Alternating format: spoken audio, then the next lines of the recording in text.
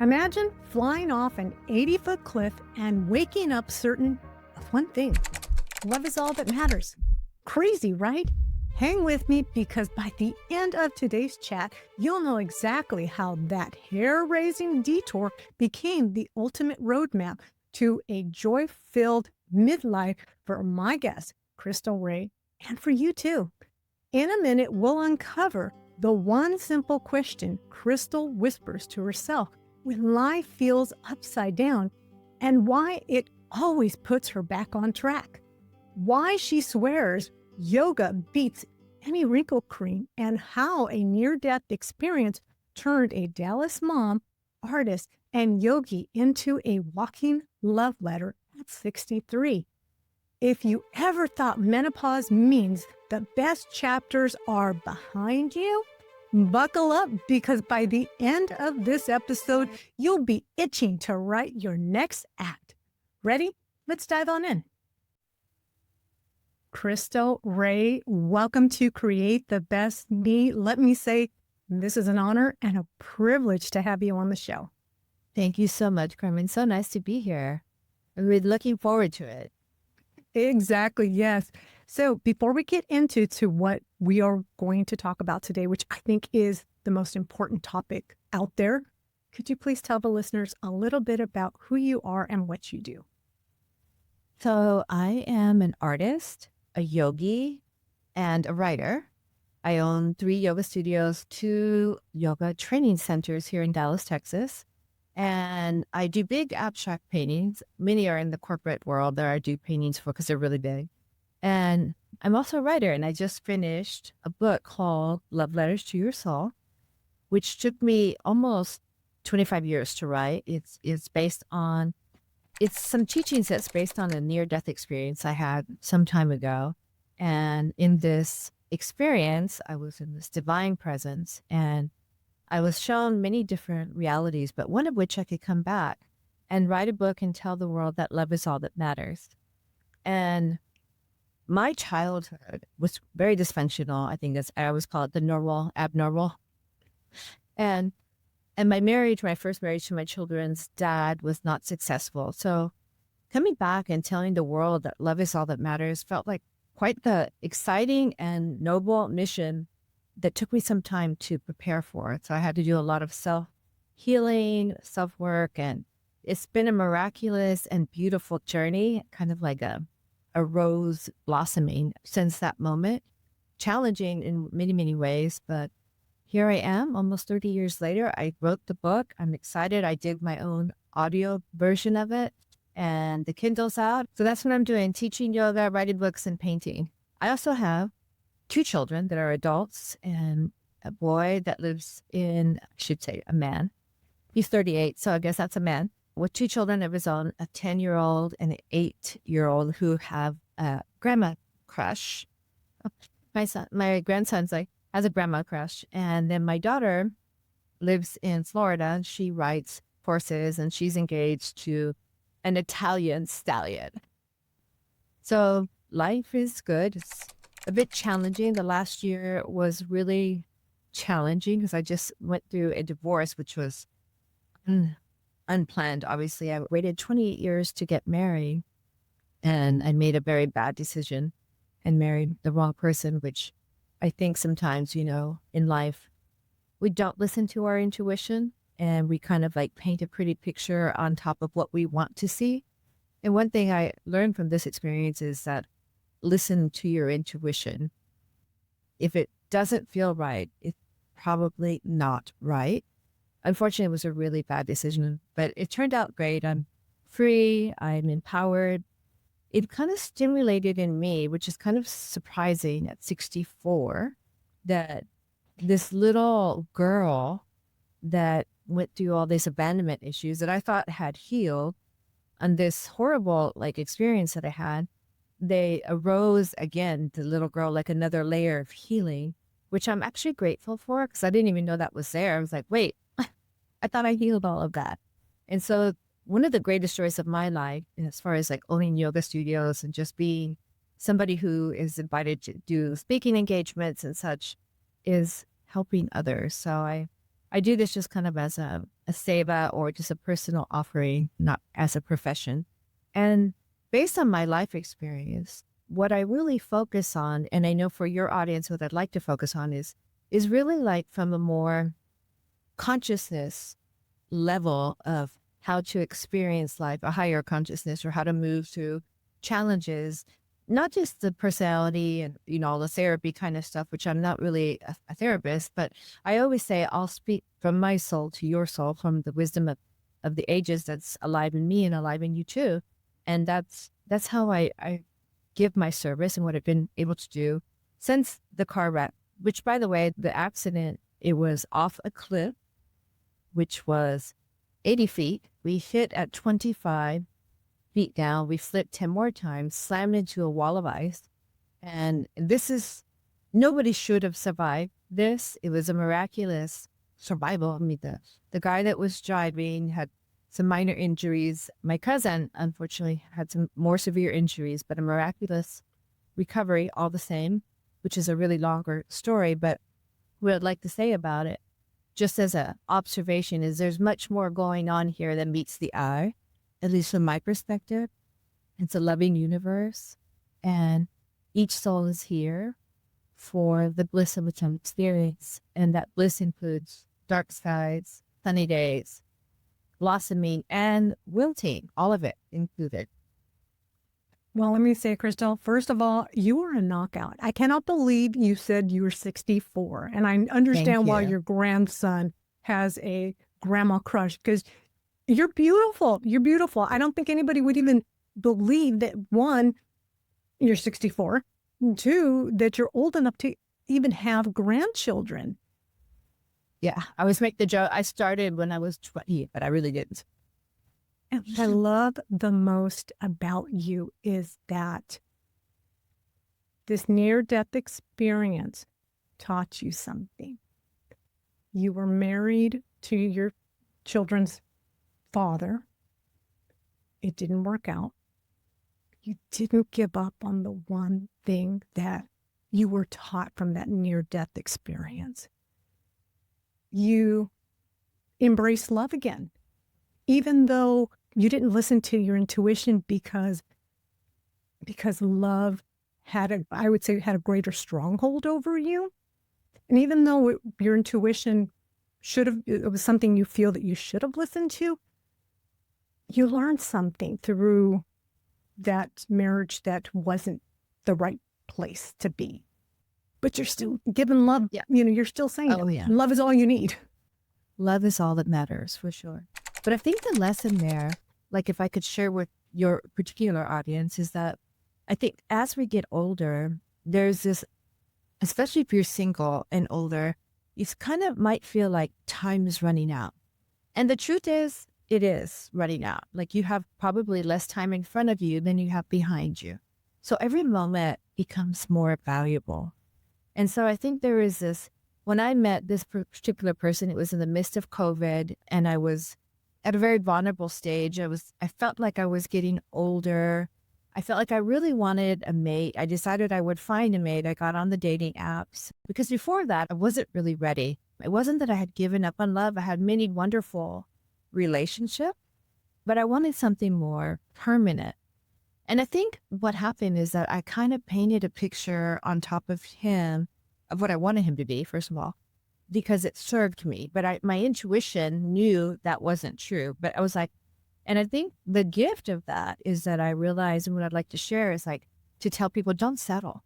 Like there is so much more. Like I am dating somebody right now who's just like the most amazing person I've ever met. And I met him before I got married to this other man, and we reconnected afterwards. He lives in New York, he's in Connecticut. And so it was like distance, but then our connection is so strong that we said, okay, well, let's just make it work. Like we're going to make it work. Where this other one was more convenient. You see what I'm saying? It was like a very convenient. And I was just like, I think I just settled. And you just can't do that in life, no matter what age. And I think there's always more. Like as we go through the different seasons of our life, like we were talking earlier, like I love being in this post-menopause stage of my life because I have so much more freedom of consciousness to really be Chrystal. And it was wonderful raising my children. It was wonderful going through the baby making time of my life. I love children. I love to have my children, and I still enjoy when they call me or they need me. We always want that from our kids, but it gives me a lot of space right now to do the work that Chrystal needs to do on her own consciousness and to really be of service on the planet and to help others. And I get a lot from many women younger than me, exactly what you were saying about kind of losing hope and then feeling almost as if their body is betraying them with menopause or whatever because your brain fog and the gaining weight and gray hairs and saggy skin. But the inner beauty and the wisdom and the true beauty of the soul also rises as we get older. Like I would not want to go back and lose the wisdom that I had. I'd rather be this age that I am. And that's one of the things that I really love about the yogic path is that it's really helped me to tune into that consciousness, that all pervasive love that I experienced in this near-death experience. And when I was in this experience, I remember being in this presence and being shown how much we are loved as children of the divine, children, progeny of God, however you'd like to think about it. And there's not even word to describe how deeply loved and cared for. I felt held and cradled and loved. And I knew that I was never given more than I could handle. And the thing is, me, like you, I can handle a lot. So I was given a lot.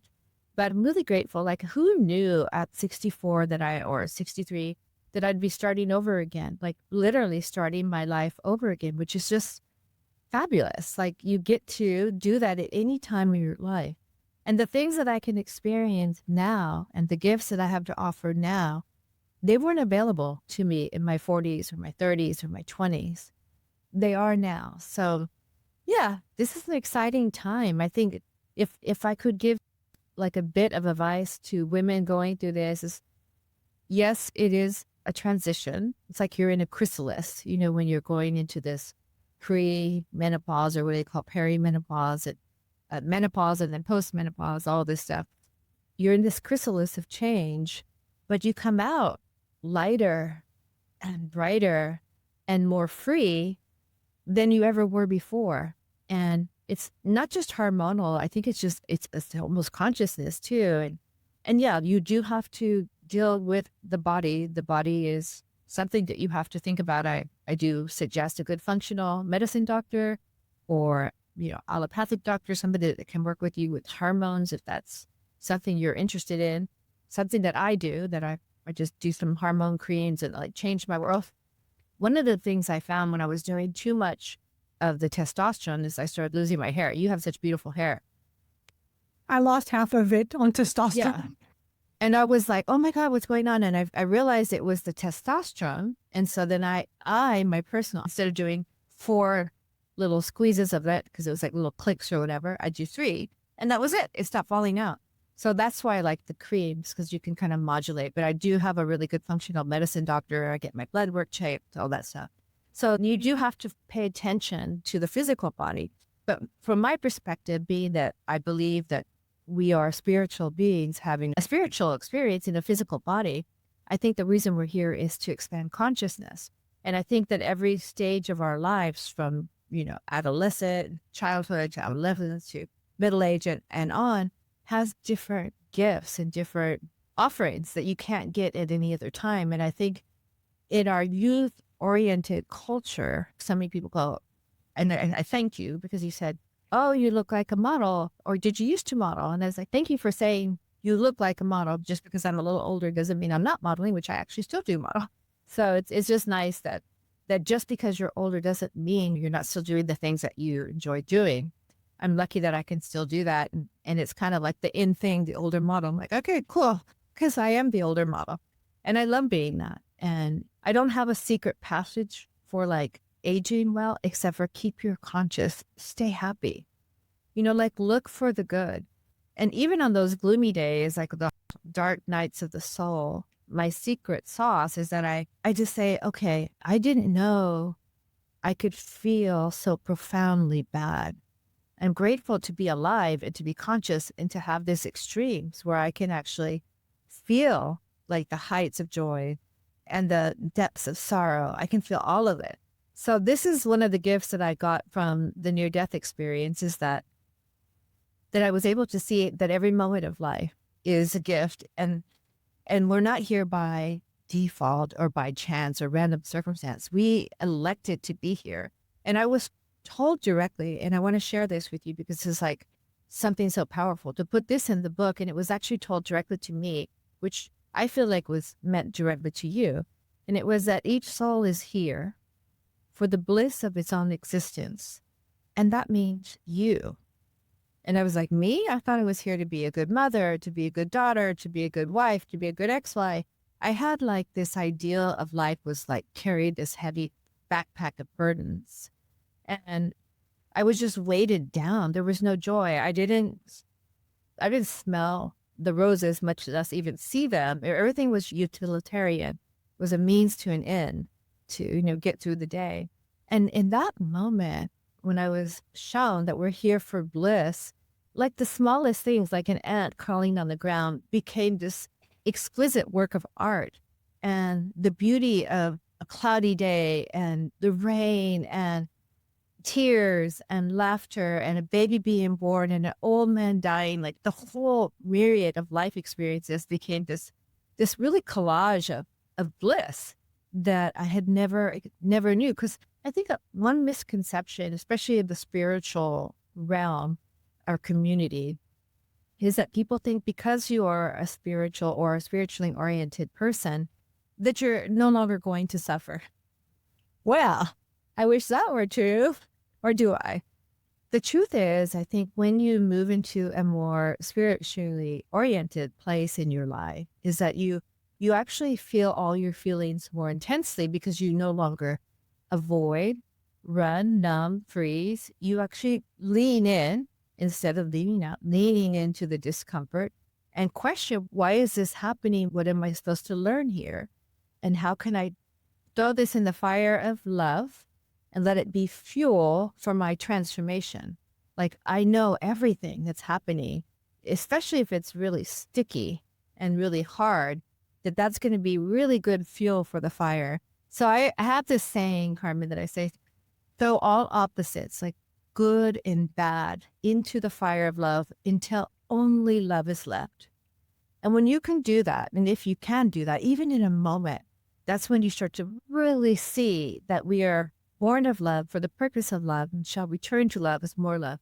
Meanwhile, we have to leave our footsteps in the sand, and it can be rocky, it can be stormy, it can be whatever it is. But the simplest way to stay, like keep your consciousness happy, or to stay lighter, not let life weigh you down, is to simply move from gratitude, to count your blessings. And it could start as something that's like, I'm grateful for my teeth. I'm grateful that I can hear. I'm grateful for the sky, and on. And then it starts to move out to bigger things, to the people in my life, to this beautiful planet, to my ability to love, to feel pain, to understand others, to be there, whatever. You can just start filling in the blanks. So this gratitude for the myriad of life experience is really been something that I think, especially post-menopause, when you start to feel, and I remember when I lost my period in particular, feeling like somehow I was no longer a valid woman, like my function had been terminated. And it was a minute of feeling this, and also like a signal, like you're getting old, like the old word. And I had to sit through that fire and realize it is true. And it's wonderful because, number one, I'm at a different season of my life and things are changing. So it's fine. Like, so many things fall away as you get older. Like, I remember as a younger woman, I would go into a store and I would buy something like a dress or a shirt or something. I had to wear it out. Like, I wanted to wear it. I was so excited to wear it out. And then of recent, I was cleaning out my closet and there's things that still have the price tags on it. Like, stuff doesn't mean anything anymore. What matters is relationship. What matters is like your legacy of love that you can leave. And it doesn't matter how many cars, this man that I just divorced, and we had this beautiful 10,000 square foot home. We had this beautiful gardens. And, he begged me to stay, but there was no way I could stay with what he did. But I lost my home. I lost everything. I lost my security that I had before him because I gave up my alimony to get married without a prenup. Please don't ever do that. Because in my mind, like, why do I need a prenup? I'm not getting divorced. I will not be getting divorced. I just like to say, you may be getting divorced. You just never know. And either way, I mean, it's just better to take good care of yourself. I wish I had better counsel on that one too. But it's okay. I'm ready to start over. I'm starting my life over. I am blossoming. My wings are coming out. And this is an amazing time in my life. I am letting go of things naturally that are just been cluttering my consciousness. So one thing that people think about consciousness, they think that you're going to become enlightened. From my perspective, our starting point is enlightenment. We're born of love for the purpose of love. Like, our divinity is this radiance. What happens is that we come into this world of contrast, choice, and change for the purpose of having the experience of experience and to know ourselves, others, and even the divine more profoundly through this forgetfulness that we have. And we have these things that block the light, whether it's traumas, dramas, or just life circumstances of our country, wars, dilemmas, poverty, plagues, sickness, all this stuff, that the shadows, they block the light. And one of our gifts on this planet is free will. Like, the most important gift that we have is free will. We get to choose. And I love this quote. I can't remember who said it, but it's two men were behind prison bars. One saw the mud, the other saw the stars. So from my perspective, that's our world. Like, there's mud and there's stars. It's all there. It's all available. And it's up to us what we get to focus on. And in a magnetic universe, what we focus on, we get more of. So in the later stages of our lives, post-menopause, what we get to focus on is all the gifts that we can leave, all the things that we can share with the planet before we ourselves leave the planet. And so it's like every moment is so precious. As I said, we have more time behind us than in front of us. So if I'm 64, I don't think I'm going to be living to be 128. I just don't think so. Never know. But so let's say, I have a good 20, 30 years left to really share. So I told one of my students the other day, I was like, she's like 50. And I'm like, yeah, just think about this. Like, when I was 10, you were just born. I could change your diapers. She goes, yeah, but in the future, I could change yours. I was like, touche. That's so funny. But it is true. We're here for each other. We are better together. Like, there's different seasons of your life that we're here to share and help each other. But this is what menopause is for me. It's just new beginnings and an opportunity to have more consciousness and share my gifts with wisdom and light and this holistic approach, not just from the physical body, but this energetic space of opening that happens after I'm no longer in this hormonal cycle of baby making. And what I love about your story, where you talked about that, when you first lost your period, you felt this feeling of losing something. But instead of dwelling on losing something, you decided to embrace it and look at the riches behind what you have to gain. And you have nurtured that richness, and you created things through those richness. And not only that, but you've also, instead of, because I know, like, a lot of women, when I was in corporate America and these women were like 15 years older than me, they would look at me and they'd say, oh, just wait till you hit menopause. You are going, they sold it as something negative. You're going to hate it. And you're not doing that. You're saying, look at all this beautiful things you have to look forward to, because you're feeding love to these people that are younger than you. You're nurturing, you're feeding them, you're planting seeds of love instead of negative.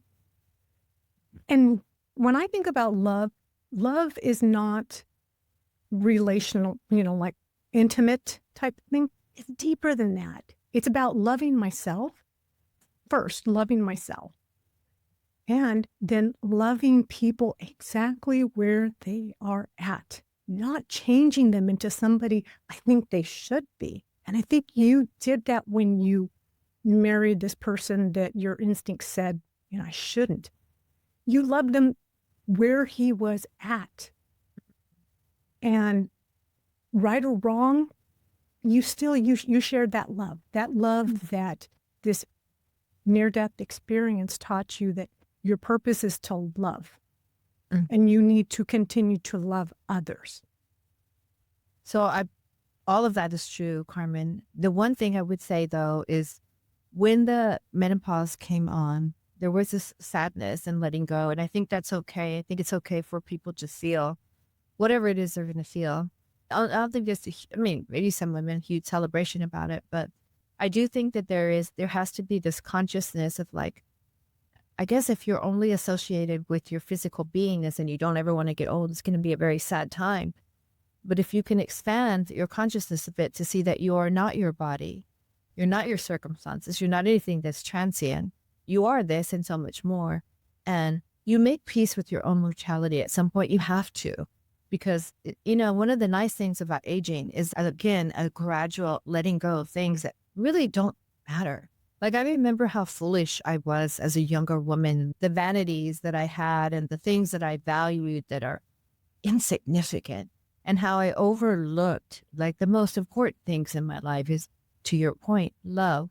How can I love? How can I learn? And when I talk about the word love, like you said, it's not necessarily just intimacy or just an intimate partner. I think that's included.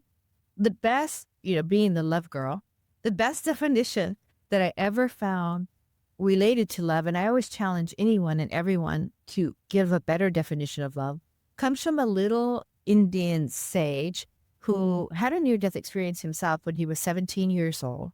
He was dead for 45 minutes, observing his body above his body. And he recognized, if that's my body and my body is dead, like rigor mortis dead, and I'm up here, then who am I? And he went back into his body and miraculous things happened. And in his book, he never wrote a book, but his disciples wrote his words. One of the disciples asked him, he said, Master, his name, by the way, is Ramana Maharishi, who's now passed, but he lived in this mountain in an ashram. And he said, Master, what is love? And his answer was so precise and so succinct that it's the most beautiful answer I could have ever imagined, because I was always looking for, since I was told, tell the world love is all that matters. Well, I need to understand what love is if I'm going to say this. So his answer was, love is the pure light of undifferentiated consciousness. So let's unwrap that. So love is, first of all, love is, it's a verb, right? And pure light, meaning not tarnished, no defects, pure light of undifferentiated, like no opposites, consciousness.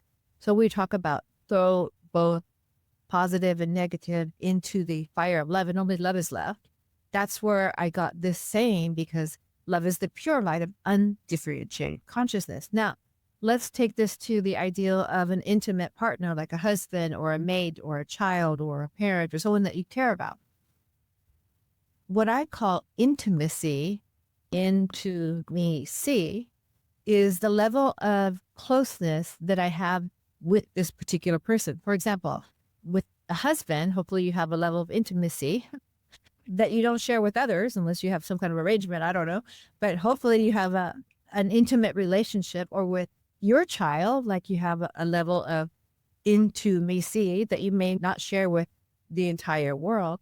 But from the yogic perspective, or from Ramana, he says, when you get to this level of higher consciousness, that child will be like your child. And all people will be the same, your brother, my brother, your father. However, still, there will be people, even in Ramana's life, who were closer to him and that were more dear to him only because they were in his circle, not because he loved them more, but because of the intimacy.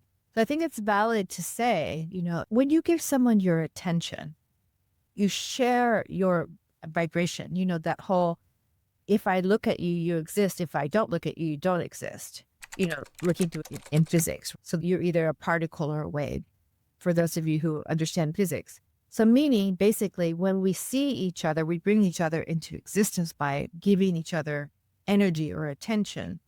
So the more attention I give you, and this is, energy is neutral. So let's say that I really dislike someone, and I spent or a certain political person, not that that would ever happen, but, or a certain thing happening in the universe that I don't like, an institution, a job, a boss, or whoever.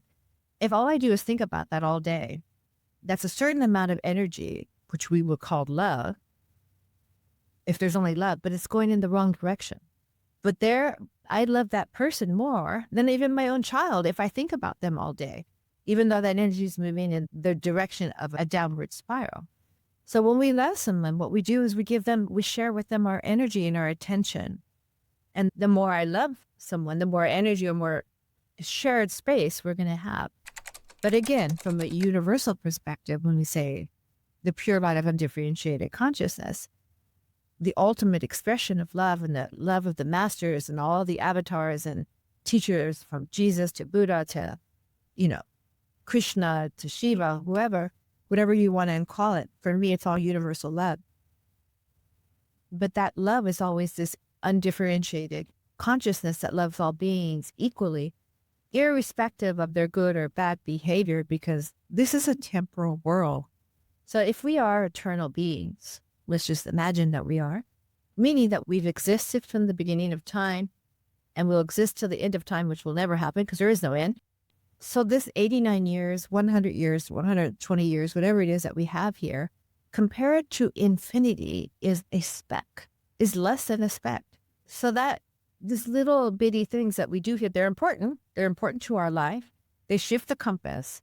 I say, if you want to change your life, change the smallest little things. Like, you start with the small things and it shifts the compass so that when you get to the big crossroads, like menopause, that's the big crossroad, you're prepared for that. You're prepared because these small changes, like if you choose to put the bottle down, you choose to not smoke the cigarette, you choose to be kind when you could be cruel, to stay when you could run, all the things, these little choices that we make lead you to different crossroads that wouldn't be available had you made less radiant choices. Not because you're not less loved, but because this is a free will environment paradigm.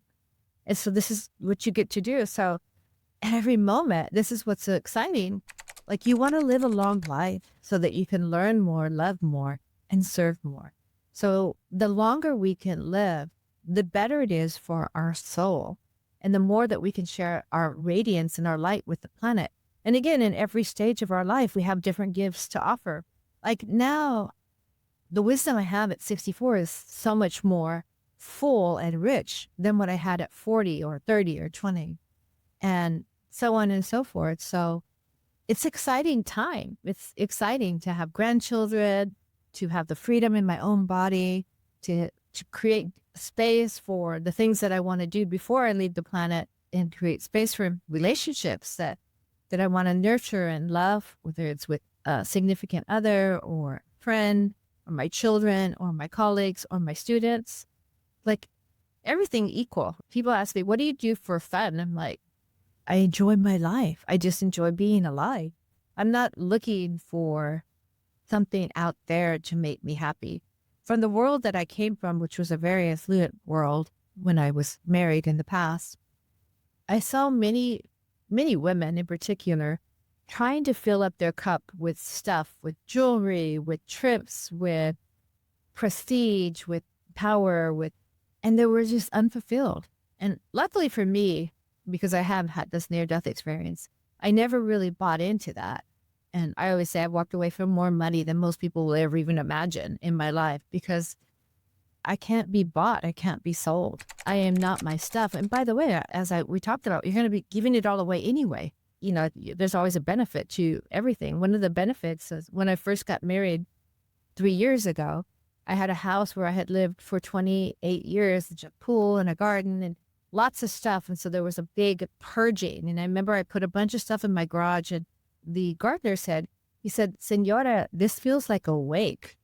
And I was like, whoa, it really does. Like there's this times in your life where you just like, it's almost like a death, like you're letting go. And there was like a space opening up. And then this horrible experience of this marriage. And there was even more letting go. I had like 4 storages full of stuff, which I was like, do I want to pay to store this stuff? Or do I just want to give it to people that it can serve? And so I made a lot of people happy. I gave away stuff. I sold stuff. I just got rid of stuff. And the person that's the most happy about that is me, because that stuff doesn't own me. I mean, I am free. I am free of everything. And eventually I'll be free of even the physical body when it's time for me to let this go. But meanwhile, like the question is how to live a loving, fulfilling life at all the different stages of your life. And in particular for the conversation today, in that time of your life when we're moving away from the youthful time, but I mean, it's not like you're going to lose vitality. I somehow feel more vital now than I did back then, because I felt like I was more weighed down back then. In my 40s and my 50s, there was a heavier weight. There's almost like a freedom when you let go of stuff. And it's so wonderful to be alive. But I think this is why, is because you started early on, you became a yogi. So that is teaching, conditioning your body to love yourself, to go deeper and understand that things do not create happiness. They create happiness when you first get it and you're excited and it's all flashy and glowy and everything. But once that shiny syndrome goes away, you're back to where you were before. And so when you became a yogi, when you started doing these yoga classes and stuff, you started detoxifying your body, building your body, creating strength in the soul and strength in your physique. And so now here you are in your 60s and you're stronger spiritually, physically, and mentally. And you realize that these things that most of us would say, wish I had the things that she had, are empty. It's a bunch of empty stuff. But you found that there were people out there that maybe needed those things, because they weren't as fortunate as you. And that gave you joy. It opened up space too. And you're right. The funny thing about Yoga Path is like, when I had this near-death experience, I haven't gone into the whole experience, but one of the things that happened is that I got to the hospital and they told me that, by the way, my cousin's name is Carmen. They told me that Carmen was going to die. And I said, I had this divine expression presence, and I had been shown different timelines. And I was like, no, she's not going to die. And I walked over to Carmen. I kind of pushed my way through the emergency room and I put my hand on her. And it was like a ripple of lightning through me and through her. She kind of rippled on the gurney. And I was like, oh, okay, she's going to be fine. It was just this weird thing. And then they pulled me away. It's a bigger story, but they took x-rays of my neck. And they told me on the first x-ray, Carmen, your neck is broken. I was like, no. I'm sorry, that wasn't in my timeline when I saw. So what I was shown about timelines, I'll share a little bit about it, is that we have, wherever you're at currently on a timeline of your life, just to the right and just to the left, you have different paths, and it goes on and on and on. And the one you're most likely to lean toward is where your consciousness is. Like it could be brighter, could be less bright. But these are possibilities. And what I mean by timelines is that in the loving universe, all outcomes are already complete. There's nothing new in the universe. So this timeline you are on is already complete. If you don't change anything, you'll stay on this timeline. It will complete itself. And you're just getting to have that experience. But you could jump up 2 or 3 notches and have a totally different experience. Or you could slip down a couple notches and have, again, another different experience. It's also complete. So when they said your neck is broken, I said, no. And they said, no, look here on your x-ray, it's broken. I said, no, you need to take that x-ray again. And I put my hand on my neck and I had that same like warmth going through me. Like my hand was hot on my neck. I said, you need to take that again. So they took 2, 3, and 4 x-rays until finally they had me sign away. Like, we're not responsible. We can't explain this. It's broken here. It's not broken here. What I'm saying about that is like, there is something mystical and magical happening, not only what we do, but you are held and supported and loved in a degree that you can't even imagine by this divine force, by whatever verbiage you want to call it. And you're here for bliss. You're here to experience yourself in shadow and light and to find your way and remember who you really are and to have this myriad experiences because it brings you joy. Like, you're here for joy. And part of your joy, like for me, was going through the dark night of the soul again in my 60s so that I could realize this is happening to other people. And it's easy to forget. And, I had a really horrible childhood, it was very traumatic, but that was so many years ago. And then it brought me back to, oh, there's people who are going through this and I can have compassion for them and I can show them that, yes, you can. Basically, I beat the odds in my own life because if you look at science, people who come from dysfunctional, alcoholic parents, who were abused, like I went to school with bald spots and bruises and all this stuff. I mean, you typically end up in a different space than I did. Like, basically, odds are you're going to have a drinking problem. You might end up on the street. You're probably not going to finish school, blah, blah, blah. I beat those odds. And the way that I did it was one simple thing: love. I just chose to see the good in life, even in my parents. I said, you can't expect someone to be something that they're not. It's like you want the caterpillar to be a butterfly. Well, it's not going to be a butterfly till it's supposed to be. And so I always had the wisdom somehow within me to know that what I focused on was so important. And, it's a different life. Like, you can either be a victim or be victorious, and you could see anything in your life as, like, I've met people who are super negative. They could win $100 million in the lottery and they'd be like, oh yeah, but I got to pay taxes. I'll pay the taxes on $100 million. No problem. I'll be happy about it. Give it to me. Or people who are angry, they always find more reasons to be angry. Or people who are sad, they always find a reason to be sad. It's not that I'm trying to be discompassionate. I just want to empower. Like, only you, and I always say this to my students, only you have this power to save you. Even if you believe you have to go to Jesus or to Buddha or whoever, you have to take those footsteps. You have to take the path. You have to save yourself. And so we become our own heroes in this heroic journey of our lives. And the amazing thing is, when you take care of yourself, everybody wants to help you. When you're looking for other people to take care of you, everybody shies away because it's like a sucking energy. Like if a beautiful, powerful actress came up to you and said, oh, I just need a place to stay tonight. You probably say, okay, come on in. You can stay the whole week, whoever this person may be that you admire. But then if a homeless person who smells bad and has buns and whatever wants to sleep in your house, I doubt you would say yes. And it's not because you're superficial. It's all energy. There's a sucking energy and there's a vibrant energy.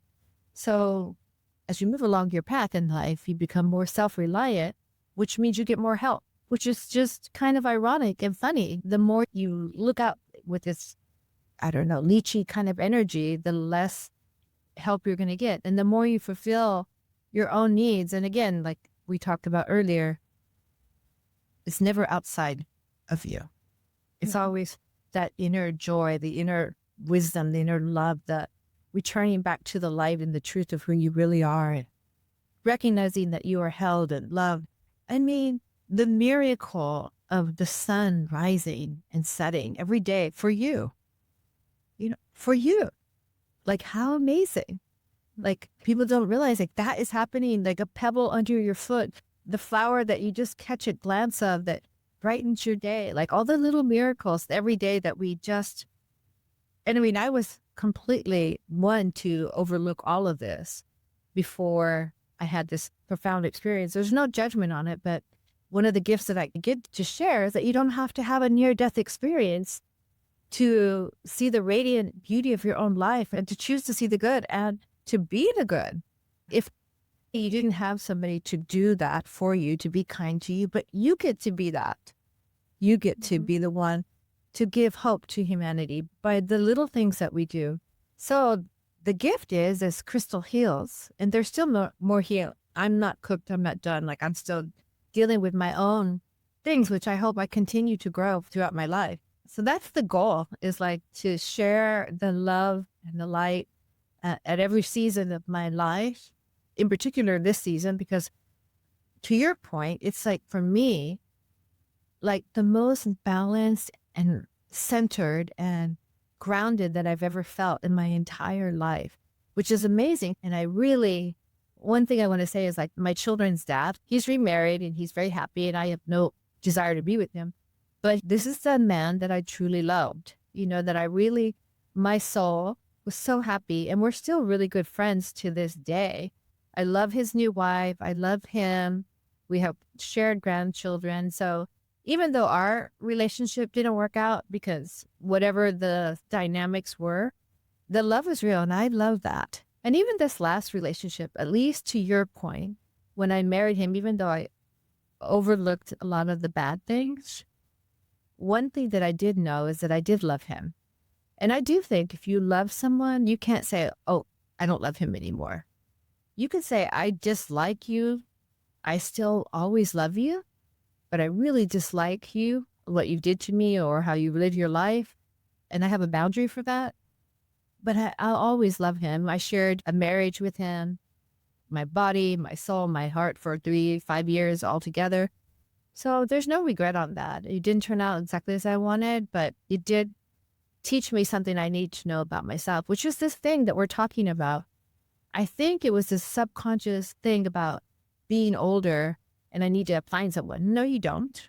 You really don't. Like most women will outlive their husband by 10 years anyway. So you don't need to find someone. You need to find yourself and then share that with someone. And I don't think I would be who I am had I not had all these good and bad experiences that have like formed me into this being of light that I am for many people in my own world, where I get to share the message of unconditional love and just remind people that love is truly all that matters. And that's why we're here. And the little random acts of kindness, those are the things that are going to be like pinnacle. So when I was in this out-of-body experience and near-death experience, one of the things I was shown was like a 360-degree panoramic view of my life from the moment of my birth to that very moment. But not only that, like the ripple of every kind and unkind act. I was shown how there was a consequence to everything I did in my life. And it wasn't a judgment or a punishment. It was just a result of energy. And so with that knowledge, when I came back, I'm a lot more careful of what I do with my energy, like what I do with, I'm still human. If someone cuts me off on the freeway, I still get angry. But I bring myself back to breath, back to center. And yes, you're right about yoga. Chrystal, what are 3 pieces of advice that you would give that woman in midlife who's maybe in menopause, perimenopause, or postmenopause, and has kind of sort of maybe given up on love, or maybe has a different perspective on love? What advice would you give her to embrace love and spread love? I think the most important thing, the first thing that comes to mind is that we have to love ourselves first.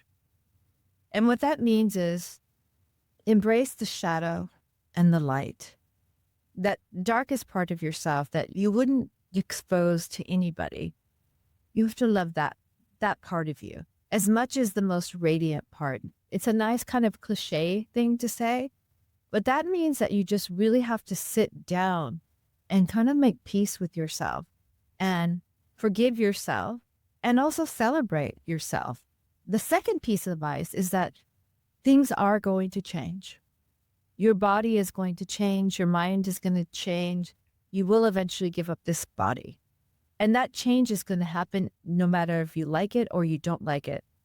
So educate yourself to the degree you can and take better care of yourself. And I think a lot of it is not only like, can I get to a functional medicine doctor or this or that?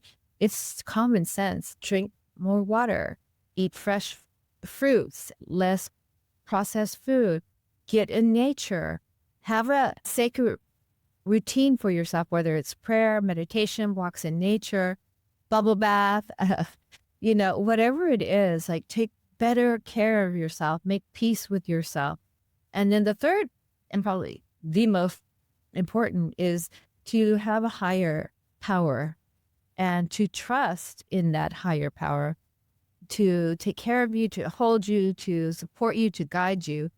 So in a lot of traditions, even in the AA community, which I was familiar with from my mom, they say, surrender it to a higher power. And I think in the end, we all have to do that in our lives because there's so many things in our lives we cannot control. We cannot control the circumstances. We can't control other people. We can't control even sometimes our own health, no matter how healthy we are. I mean, sometimes the body just gives up. So you have to surrender and trust in something divine, something good, something beautiful, something loving. Because the alternative is the opposite of that, which will lead you down a very different path. So yeah, that would be my recommendations. So, make peace with the shadow and the light, celebrate the light, take better care of yourself, and trust in a divine power watching over you. That even these words finding you is to remind you how deeply loved and cared for you are. And you're not alone. I mean, I feel like so many times as the older people who've lost a mate or their children move away and they're midlife empty nesters and they can feel very, very alone. You are not alone. You've never been alone. And it's a possibility to be alone. We're all connected, like on an energetic field. There is no distance between you and me, the table, the tree, the everything. But when you recognize that there is a divine force that created you, that loves you unconditionally, that loved you so much, gave you free will that you get to choose your own footsteps in the sand toward or away from the light. That's a kind of an amazing love. And so you don't have to do it alone. Like there's forums like this, like podcasts, and people who are out there like celebrating life and pointing to the light. And if that finds you, it's because it's meant for you. Very good. Chrystal, where can people learn more about you or begin to work with you?